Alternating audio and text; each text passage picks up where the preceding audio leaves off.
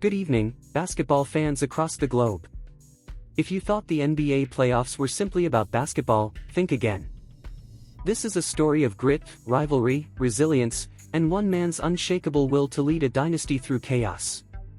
The Golden State Warriors are not just advancing, they are reminding the world who they truly are. After a fierce and emotionally charged 7-game war, the Golden State Warriors have punched their ticket to the Western Conference Finals. Their final blow?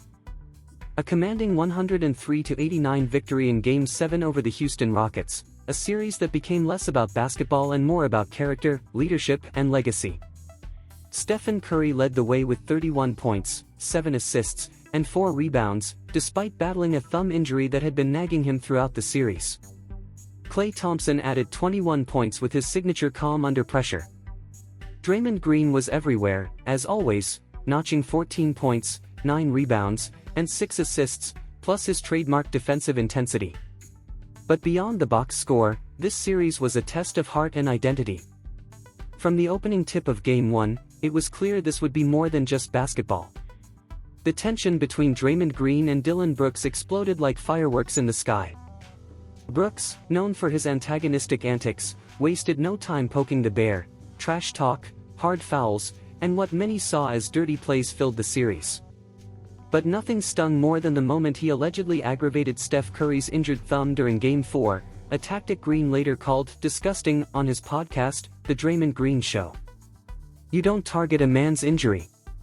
That's not competition, that's cowardice," Green said, his voice firm with frustration. And when the lights got bright, what did he do? He ran. Green was referring to Brooks' abrupt exit after the Game 7 loss. No handshake. No media availability. Just a silent sprint to the locker room. For a league built on respect, it broke an unspoken code. And for a young Rockets team still learning the ropes of maturity and leadership, it was a disappointing end. Meanwhile, Golden State stood tall. Not just because of their win, but because of how they carried themselves through the storm. In a series riddled with noise, the Warriors let their game do the talking. And leading that charge, as always, was the humble assassin, Steph Curry. "I just tried to stay locked in," Curry said post-game. "We've been here before. We know what it takes. Doesn't matter what they say about us, what matters is how we respond." Respond they did. After trailing 3-2 in the series, the Warriors rallied, winning 2 straight games with surgical precision. Kevin Looney stepped up big in Game 6 with 17 rebounds and defensive presence. Andrew Wiggins chipped in 19 points in Game 7, while Gary Payton II provided the hustle plays that never make the highlight reels but win championships. Yet as the confetti fell and the champagne bottles popped, the shadow of the series lingered, not because of the basketball, but because of what it revealed. Dillon Brooks is undeniably talented. His defense can suffocate. His energy can shift momentum. But his personality? It may be doing more damage than his opponents ever could. He left Memphis last season under a cloud of controversy, with the franchise choosing to move on without even offering a new contract.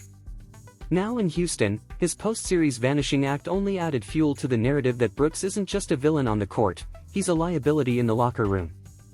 "No one respects him out there," Green said. "And I don't say that out of hate, I say it because it's the truth. When you don't respect the game don't respect you." It's a damning indictment, and one that could follow Brooks into next season and beyond. But while the media swirls around that drama, Golden State is keeping its eyes on the next mountain to climb, the Minnesota Timberwolves. A hungry, young team with fresh legs and something to prove. Anthony Edwards is lighting it up, Karl-Anthony Towns is finally showing consistency, and Rudy Gobert is anchoring a defense that stifled even the most explosive offenses. The Warriors, however, may face more than just a tough opponent. A scheduling conflict with the WNBA's Valkyries, set to debut on May 16, has created a logistical nightmare. With game spacing between May 14 and May 20, the start of the Western Conference Finals is being pushed dangerously close to the NBA Finals, potentially forcing a Game 7 just 48 hours before Game 1 of the championship series on June 5. And the league? They're refusing to budge.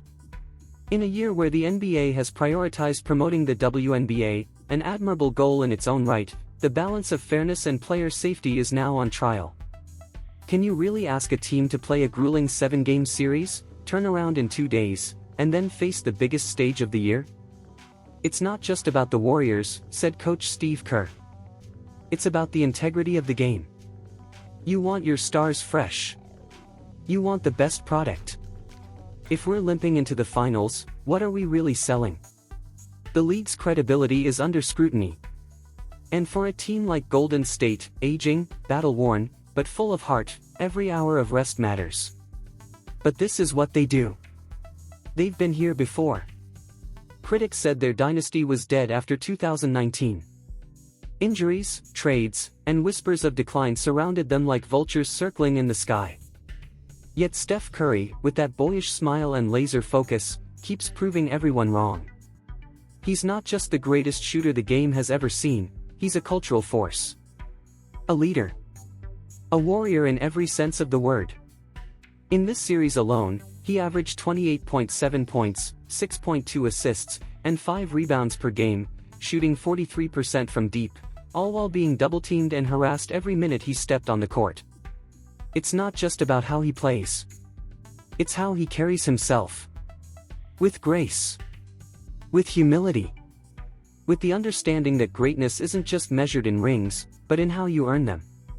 Draymond Green, often painted as the enforcer, reminded everyone why he's the emotional engine of this team. He may talk loud, but he backs it up, night after night, play after play. His leadership, love for competition, and unwillingness to let the standard drop have been pivotal.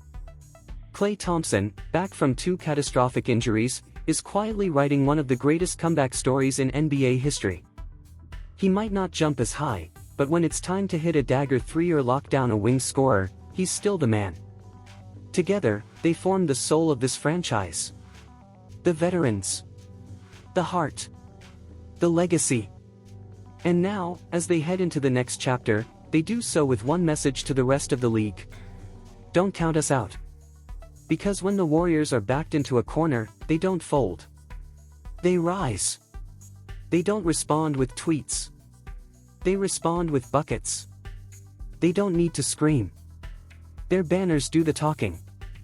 As Game 1 against the Timberwolves approaches, whenever it may actually happen, all eyes will be on Golden State. Not just to see if they can win, but to see if they can endure. If they can outlast a scheduling mess. If they can silence the noise, again. If they can write one more chapter in a story that seemed over, but never really was. And if history has taught us anything, it's that when you have Stephen Curry in your corner, no lead is safe. No moment too big. No shot too far. We're still here, Curry said with a smirk, walking off the court after Game 7. And we're not done yet. Stay tuned. Because this story, it's just getting started. And here's the key takeaway from the channel: delve into financial education to enhance your quality of life.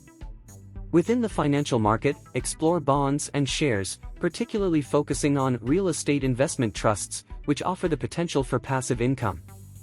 Engage with this responsibly and consider reputable investment brokerages worldwide.